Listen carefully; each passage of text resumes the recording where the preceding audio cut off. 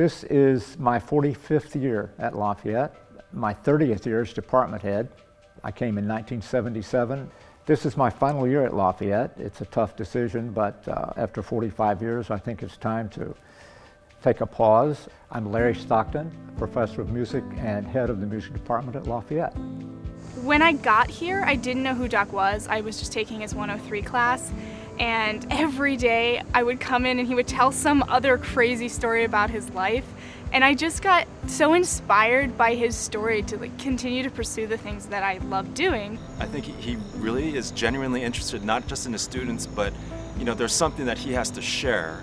And in his case, it's this connection, this deep connection he has from being in the Army, in Japan, marrying with someone from Japan. All of that kind of combined together, I think he's really truly trying to explore what that means to be in kind of like this pluralistic world, I suppose. The connection to Japan and what it's meant at Lafayette. I have to say it starts with when I applied to Lafayette. Dr. Stockton was the only person who wrote back to me a personal letter, sent it to Japan, where I was living in Tokyo, saying, you know what, you should really consider coming here. And I think that kind of captures who he is. I started percussion ensemble, I believe, in 2008 as a credit-bearing course. Before that, we just sort of had an informal gathering from time to time. The structure we have in percussion ensemble is such that we have a lot of experienced players, but we also have beginners. The idea that we develop an ensemble that's really sound and exciting is something I still enjoy very much. When I joined the percussion ensemble, upon arriving at college, I had never picked up a percussion instrument before either, and he is just so encouraging, and he encourages his students to take risks, I think. He has always challenged me, which I've really appreciated, and which I've really taken into my career and into my personal life today, just the desire to, push my boundaries. Doc's always, he might not admit it, but is very caring and encouraging and wanting to try things. When he found that I tap danced, he was like, we have to put that into a body percussion thing. I was like, I don't know. And he was like, no, it's gonna be great. We'll do it. So he got me to do that, I think, twice in 2 concerts. This last concert is especially important to me because it gives me an opportunity to sort of reflect on some of the things we've done in the past. And it's sort of special in that we're inviting alumni to come back and join us. They're going to be integrated into the performance and probably do a couple of numbers on their own. And it'll be great to have some of these folks come back.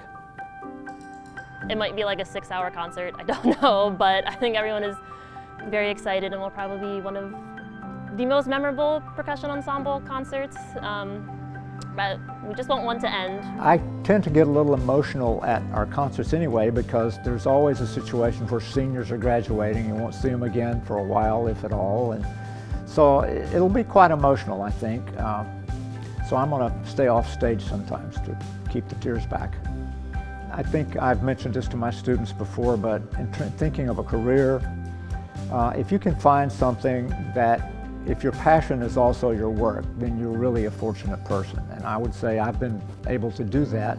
I can think of very few days where I wasn't really anxious to come into work at Lafayette. And I think if you can do that, whatever your profession is, then your life will be better. I would not be the person I am without seeing your leadership and your kindness. I will never, ever have another experience like the one I've had here, and I'm so lucky to know you and to have had you as a teacher and as a mentor and as a friend. I think many of us who are now, have graduated and have developed our careers, we can now look back and see that, the experiences that we had with you really were fundamental and foundational to letting many of us be who we are now.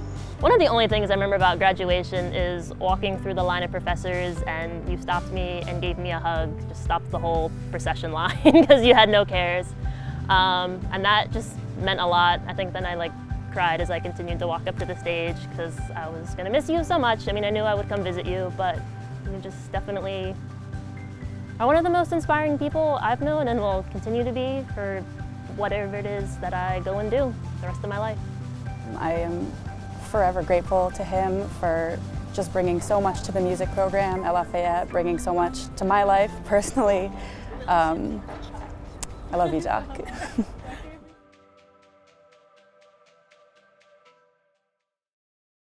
Did anyone tell you the fly story yet? I wasn't there when it happened, just he tells it every semester, so I think everyone knows it, even though it happened in like 2010 or 2011, but he always likes to tell the story how they were in the middle of a rehearsal and he had drumsticks in his hands and there was just a fly flying around that was bothering them, but eventually got to the point he was so annoyed he just smashed his sticks in the air and everyone was aghast as 2 halves of the fly just fell to the ground. And he's always like, no one will believe me because none of those alumni are here anymore. But it happened, and he tells that every semester. So I'm sure his current students know it as well, but that's just like a very staple doc story of, yes, that man chopped a fly in half with drumsticks.